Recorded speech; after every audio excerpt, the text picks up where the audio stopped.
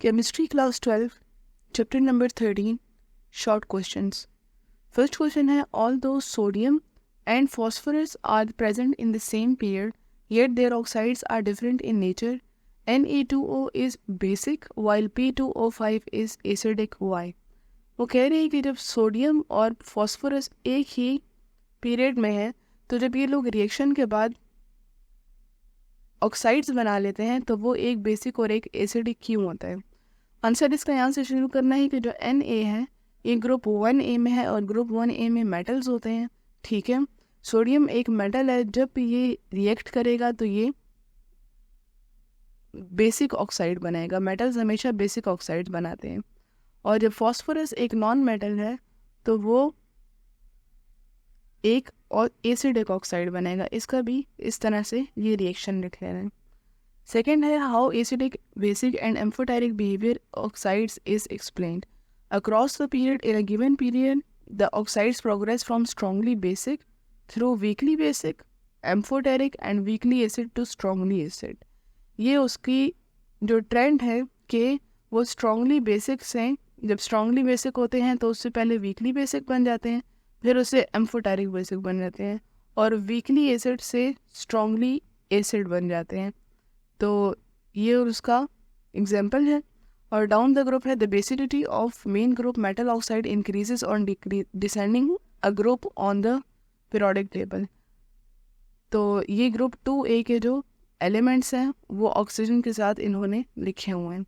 और बेसिडिटी जो transition metal oxides की है, ठीक है, जो ग्रुप B है वो टॉप टू बॉटम डिक्रीज होती है। नेक्स्ट क्वेश्चन है, why the elements of group 1 are called alkali metals. जो अल्कली है ये अरेबिक से डिराइव हुआ है और इसका मतलब है वुड, एशेस या फिर सिर्फ एशेस। ठीक है, Arab used this term for these metals because they found that the ashes of plants were composed chiefly of sodium and potassium. ठीक है, अरब ने इसका नाम अल्कली इसलिए रखा था कि जो एशेस को उन्होंने देखा था और टेस्ट किया था तो उसमें जो सोडियम और पोटेशियम है वो बहुत ज़्यादा था, बहुत ज़्यादा क्वांटिटी में था।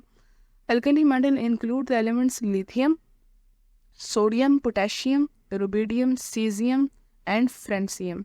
ठीक है, ये उनके एलिमेंट्स हैं जो अल्कली मेटल्स में हैं। These are very reactive metals. क्यों रिएक्टिव है? क्योंकि इनके आउटर मोस्ट शेल में एक इलेक्ट्रॉन जो है वो सिर्फ एक होता है। Produce strong alkaline solutions with water, और ये वाटर के साथ बहुत वाइग्रसली रिएक्ट करता है। फोर्थ है, why all group 1 element metals have low ionisation energies. Group 1 element show low ionisation energy due to loosely bonded valence electrons of all metals with large radii in their periods. ये वजह है उसकी। Fifth है, why do group 1 metals show strong electropositive character? Group 1A elements show strong electropositive character because they all have large atomic sizes. ठीक है, large atomic sizes among all the periods as they can easily lose electron as compared to other elements of their period. जब उनके atomic sizes large होते रहेंगे तो जो nucleus की attraction है ऑर्बिट्स में इलेक्ट्रॉन को अट्रैक्ट करने के लिए वो उसी तरह से कम होती जाएगी। ठीक है, इसलिए उनको जो इलेक्ट्रॉन उनसे निकालना है वो थोड़ा इजी हो जाएगा उनके पीरियड्स के मुताबिक जो बाकी पीरियड में एलिमेंट्स हैं। ठीक है, सिक्स्थ है, why do group 1 metals show strong reducing properties. Group 1A metals are strong reducing element in nature because of their easy electron donation ability. वही बात है कि इनका एटॉमिक साइज़ बहुत लार्ज होता है। ठीक है, जब एटॉमिक साइज़ लार्ज होता है तो न्यूक्लियस की अट्रैक्शन कम हो जाती है, और जब न्यूक्लियस की अट्रैक्शन कम होती है तो कोई भी आकर उसको कोई भी मोर इलेक्ट्रोनेगेटिव एटम अगर आ जाए तो वो उससे वो डोनेट कर लेगा या फिर ले लेगा। तो इलेक्ट्रॉन डोनेटिंग एबिलिटी जो है वो इसकी बहुत ज़्यादा है ग्रुप 1A एलिमेंट्स की। They can easily give their electron to the other elements, hence they will reduce others. Seventh है, why different colors are imparted by the atoms of the group 1 metals to the flame. We know that outer electrons of alkali metals are loosely held with nucleus. ठीक है, alkali metals के जो outer electrons हैं, alkali metals वही हैं group 1A के, ठीक है, वो लूजली बाउंड है and hence it can be easily excited to higher energy levels even by small amount of energy by heating. तो ये कह रहे हैं कि हम उसको हायर एनर्जी लेवल पर बहुत आसानी से ले रहे हैं, देखिए अगर हम उसको small amount of energy provide करें तो तब भी वो अपने शेल्स को लीव कर देंगे. When this excited electron come back to its original state, it give out the absorbed energy in the form of visible light. अब जब वो एक्साइटेड स्टेट पर गया था और वो दोबारा अपनी स्टेट पर वापस आ गया उसी शेल में, उसी ऑर्बिट में, तो जब इलेक्ट्रॉन हायर ऑर्बिट से लोअर ऑर्बिट पर जंप करता है तो वो फिर एनर्जी रिलीज करता है, और जब वो लोअर ऑर्बिट से हायर ऑर्बिट पर जंप करता है तो वो एनर्जी एब्जॉर्ब करता है. ये भी MCQs में आता है. Each metal atom will absorb different energy, hence each will imparted different colours to the film. और जिसकी जितनी एनर्जी होगी वो उसके मुताबिक कलर देगा. Why the elements of group 2 are called alkaline earth metals. अभी एक क्वेश्चन हमने किया कि अल्कली मेटल्स उनको क्यों कहा जाता था. उसका वजह था कि वो एशियस थी और उसमें जो है परसेंटेज ज़्यादा थी सोडियम और पोटेशियम की, इसलिए उस पूरे ग्रुप को हम लोगों ने अल्कली मेटल्स का नाम दे दिया. अब है अल्कलाइन अर्थ मेटल्स, तो दोबारा से वही हो जाए. The word alkaline come from that these material form alkaline solutions when they react with water, while the word earth is used due to their abundance in earth crust. अब ये जो metals हैं ना अल्कलाइन अर्थ मेटल्स, ठीक है, beryllium, magnesium, potassium, strontium और barium, ये जो हैं ये अर्थ क्रस्ट में इनकी अबंडेंस है, ठीक है, which is also use to differentiate these metals from alkali metals. अब अल्कली मेटल्स जो हैं वो वुड एशियस से उसको रिप्रेजेंट किया गया था, ठीक है, और इसको अर्थ क्रस्ट से, ये मेन डिफरेंस है. 9th है why do the group 2 earth metals have high melting points and boiling points than alkali metals. The melting and boiling points of alkaline earth metals are higher than alkali metals. The reason is that alkaline earth metals have 2 electrons in their outermost orbital. Outermost s orbital में उनके पास 2 electrons हैं, so the number of bonds which have been formed are greater. क्योंकि s orbital में 2 ही electrons हो सकते हैं, 2 से ज़्यादा नहीं हो सकते. Therefore, the melting and boiling point of alkali metal are low as compared to alkaline earth metal. Next है how do group 1 element metals resemble with group 2 metals. Group 1 elements and group 2 elements resembles as both contains all metals. दोनों में जो group 1 में है उसमें भी और जो ग्रुप 2 में है दोनों अल्कली मेटल्स और alkaline earth metals. both forms alkaline solution with water, both forms salt with halogen, both forms basic oxides, both groups are reducing in nature. ये इन दोनों में सिमिलैरिटी है. इसका सेकेंड पार्ट है how to group 1 metals differ from group 2 metals. Group 1A are different from group 2A because 1A, यहाँ पर ये लिखना है कि 1A contains only 1 valence electron, जबकि 2A में 2 valence electrons होती हैं, उसका डुप्लेट कंप्लीट होता है. फॉर्म्स यूनी पॉजिटिव कैटाइन, ठीक है, इसमें क्योंकि सिर्फ एक ही इलेक्ट्रॉन होता है तो ये ज़्यादातर एक या तो गेन करता है या फिर लूज कर देता है. Large atomic radii group 1A का लार्ज एटॉमिक रेडियाई होता है. Low ionisation energies, more electropositive in nature. Third है discuss the metallic and non metallic character of group 4 elements. Group 4 elements includes carbon, silicon, germanium, strontium और lead.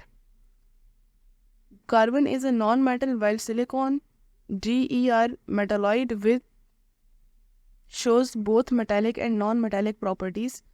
Strontium and lead are metals of group 4. ये इसका answer है. Fourth का है, इसका जो fourth part है discuss the general group trends of group 7 elements. Group 7 elements जो हैं वो हेलोजन है, फ्लोरीन, क्लोरीन, ब्रोमीन, आयोडीन, एस्टाडीन. एस्टाडीन बहुत रेयर है नेचर में, इसलिए हम ज़्यादातर इन 4 को ही कंसिडर करते हैं. इसमें से भी फ्लोरीन और आयोडीन जो है वो लेबॉर्ट्री में हमारे पास रिएक्ट नहीं करते. जितने भी लेबॉर्ट्री रिएक्शंस होते हैं उसमें ज़्यादातर या तो क्लोरीनेशन होती है या फिर ब्रोमिनेशन होती है. तो ये MCQs में आता है कि फ्लोरीन बहुत वाइग्रसली रिएक्ट करता है और आयोडीन बहुत स्लोली रिएक्ट करता है. ट्रेंड्स ऑफ ग्रुप 7 एलिमेंट्स है कि इनका एटॉमिक रेडियाई, ठीक है, इंक्रीजेज डाउन द ग्रुप. सारे एटॉमिक रेडियाई जो हैं वो down the group he increase करते हैं। इलेक्ट्रोनेगेटिविटी, ये इंपॉर्टेंट है, decreases down the group. Electronegativity वो एबिलिटी है जो इलेक्ट्रॉन को डोनेट करने की है, ठीक है। अब वो जो हेलोजेंस में है वो डाउन द ग्रुप डिक्रीज होती जाती है। फिर है इलेक्ट्रॉन एफिनिटी, ये क्लोरीन से लेकर आयोडीन तक डिक्रीज होती है, लेकिन फ्लोरीन की जो है वो क्लोरीन से कम है। पहले फ्लोरीन की कम है, फिर क्लोरीन की ज़्यादा है, ठीक है, फिर आयोडीन की कम है। तो बीच में फ्लोरीन की कम है और फिर क्लोरीन से लेकर आयोडीन तक ये डिक्रीज होती है। मेल्टिंग और बॉइलिंग पॉइंट्स जो इनके हैं वो regularly increases down the group from fluorine to iodine. Bond enthalpy decreases from chlorine to iodine while fluorine shows low bond enthalpy. Fifth है why the term halogen is used for group 7 elements। बहुत important question है ये कि group 7 elements के लिए halogens का word क्यों use किया गया है। अब हेलोजन दो वर्ड से बना हुआ है, हेल्स और जिसका मतलब है सॉल्ट, और जेन मतलब कि फॉर्मर, बनाने वाला। तो जब भी हेलोजन जो है किसी मेटल के साथ ग्रुप 1A के एलिमेंट या ग्रुप 2A एलिमेंट के साथ रिएक्ट करता है तो ये एक सॉल्ट बना लेता है, ठीक है। मतलब कि अगर सोडियम के साथ क्लोरीन रिएक्ट कर लेता है तो वो सोडियम क्लोराइड साइड सॉल्ट बना लेता है। इसी तरह और भी सारे बन जाते हैं। तो ये सॉल्ट बना लेता है, इसलिए इसको सॉल्ट फॉर्मर कहते हैं, और ये लैटिन वर्ड्स में इसको हेलोजेंस कहते हैं। सिक्स्थ है why does fluorine differ from other members of its group। Fluorine differ from other member of its group due to, fluorine वही है, फ्लोरीन जो है वो क्लोरीन, ब्रोमीन और आयोडीन से चेंज है। क्यों? क्योंकि उसका एटॉमिक रेडियाई कम है, उसका हायर इलेक्ट्रोनेगेटिविटी है और स्ट्रॉन्ग ऑक्सीडाइजिंग पावर। सेवेंथ में है what is the structure of CO2 and SiO2 and why they differ. The structure of CO2 and SiO2 are different from each other because in case of CO bond length is small, जब carbon और oxygen bond बनाते हैं तो वो bond length small है, and it will energetically favorable for oxygen to form a double covalent bonds with carbon, while silicon or oxygen there is not a good of overlaps between the orbitals of the bonded atoms to lessen the bond length, ठीक है, is that energetically favored level for double bond. Seventh है CO2 is a gas while SiO2 is a solid, although C and Si belongs to the same group। C है carbon और Si है silicon. वो कह रहे हैं कि CO2 एक गैस है और कार्बन डाइऑक्साइड और सिलिकॉन डाइऑक्साइड सॉलिड है, जबकि दोनों सेम ग्रुप में है। ऐसा क्यों है, ठीक है। तो एक तो इसके स्ट्रक्चर्स इंपॉर्टेंट हैं, ये आपने बनाने हैं ज़रूर, ठीक है, इसी से पता चलेगा। आंसर है CO2 molecule has monomeric linear structure while SiO2 has infinite three dimensional polymer. अब देखें, इसका सिंपल सा स्ट्रक्चर है जबकि इसका बहुत कॉम्प्लेक्स है, ठीक है। टेट्राहेड्रल स्ट्रक्चर है इसका। यहाँ पर हर 4 जो हैं वो एक सिलिकॉन के साथ 4 बॉन्ड्स बनाए थे, 4 ऑक्सीजन जुड़े हुए हैं, ठीक है। ये एक सिलिकॉन है, इसके साथ ये 1 2 3 और ये 4, हर एक सिलिकॉन के साथ 4 ऑक्सीजन जुड़े हुए हैं। The reason is that size of a carbon atom is smaller than the size of silicon atom, ठीक है। ये अब उसका ट्रेंड भी बयान करें। सो इन CO2 each carbon atom forms 2 double bonds with 2 oxygen atoms. In this way, a small symmetrical linear molecule of CO2 is formed, which is a volatile reasonable reactive. In case of SiO2, each silicon atom, because of its large size, is covalently bonded with 4 oxygen atoms. वजह उसकी है कि उसके पास बहुत सारे electrons हैं share करने के लिए, तो वो कोवलेंट बॉन्ड्स बना लेगा। And each oxygen atom is attached with 2 silicon atoms. हर एक जो ऑक्सीजन एटम है वो 2 सिलिकॉन एटम्स के साथ जुड़ेगा और हर एक सिलिकॉन एटम 4 ऑक्सीजन के साथ जुड़ेगा। In this way 3 dimensional network is formed, और ये फिर 3D बन जाएगा। So the end structure of silicon dioxide is very stable, the silicon dioxide exist as a solid. तो अब जब इतना कॉम्प्लेक्स स्ट्रक्चर इसका होगा फिर ये गैस की तरह तो नहीं रह सकता ना, फिर इसको सॉलिड हो जाएगा। नेक्स्ट है SnCl2 is a solid, while SnCl4 is a liquid. Why? The physical state of a substance depend upon strength of binding forces between the atom. Ionic compounds are generally solids, while covalent compounds may be solid, liquid or gases. अब ionic compound जो हैं वो ज़्यादातर solid ही होते हैं, ठीक है, लेकिन कोवलेंट कंपाउंड्स जो हैं वो सॉलिड भी हो सकते हैं, लिक्विड भी और गैसेस भी. SnCl2 is ionic while SnCl4 is covalent because SN4 plus, ये इसका कैटाइन है, has large polarizing power. It polarizes chloride ions and induces covalent character according to Fagins rule. Next है carbon and silicon are always tetravalent but Ge, Sn and Pb show divalency. ये tetravalent है, ठीक है, और ये divalent है. Tetra means 4, di means 2. तो carbon and silicon use of their 4 electrons, valence electrons, 4 electrons in bond formation. अब वो जो कार्बन और सिलिकॉन है वो अपने 4 के 4 जो इलेक्ट्रॉन्स हैं उनको कोवलेंट बॉन्ड्स बना लेगा. That is why they are tetravalent. On the other hand Ge, Sn and Pb uses only 2 valence electrons while other 2 electrons behave as inert part. ठीक है, ये इसकी वजह है कि वो फिर डाइवेलेंसी शो करता है. Carbon tetrachloride is resistance to hydrolysis but silicon tetrachloride is readily hydrolysed. Why? अब जो कार्बन टेट्राक्लोराइड है ये हाइड्रोलिसिस को रेजिस्ट करता है, होने नहीं देता, और जो सिलिकॉन टेट्राक्लोराइड है वो रेडिली हाइड्रोलाइज्ड है. इसकी वजह क्या है? तो silicon tetrachloride gets hydrolysed with the help of empty 3d orbitals. 3d जो इसके ऑर्बिटल्स हैं वो एम्प्टी हैं, which accommodate an electron pair of H2O to form intermediate compound which further decomposes into SiO2. ठीक है, ये इसका आंसर है. फिर आपने इसका स्ट्रक्चर बना देना है.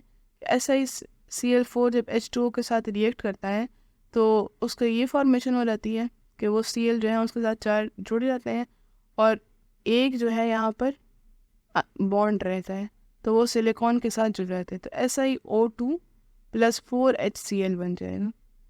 देर are no empty d orbitals in carbon atom. अब उसकी वजह ये थी उसकी हाइड्रोलाइजेशन की कि इसमें 3d ऑर्बिटल जो था वो एम्प्टी था, यहाँ पर 3d ऑर्बिटल एम्प्टी नहीं है in carbon, hence there is no possibility of such reaction. However carbon tetrachloride undergo hydrolysis when superheated steam is used. अगर यहाँ पर हम लोगों ने वाटर यूज़ किया, ये जो H2O है ये वाटर है, यहाँ पर H2O स्टीम है, ठीक है, तो ये जब इसके साथ रिएक्ट करेगा तो ये COCl2 फोस्टीन और 2HCl बना लेगा. 12 है silicon chloride bond is stronger than carbon chlorine bond. Still silicon tetrachloride hydrolysed easily but carbon tetrachloride is not. Why? तो इसका आंसर हम यूँ देंगे कि the first step in the hydrolysis reaction is the attack by oxygen atom of water and formation of coordinate covalent bonds with a central atom. In the stem, HCl gas is evolved. SiCl4 plus H2O जब react करेगा तो ये इसी तरह से जिस तरह last reaction था उसी तरह है.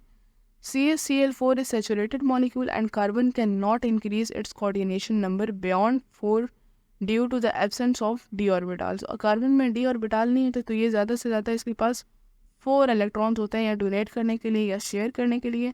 ये अपनी कोऑर्डिनेशन 4 से ज़्यादा नहीं कर सकता, तो therefore CCl4 is not hydrolyzed by water.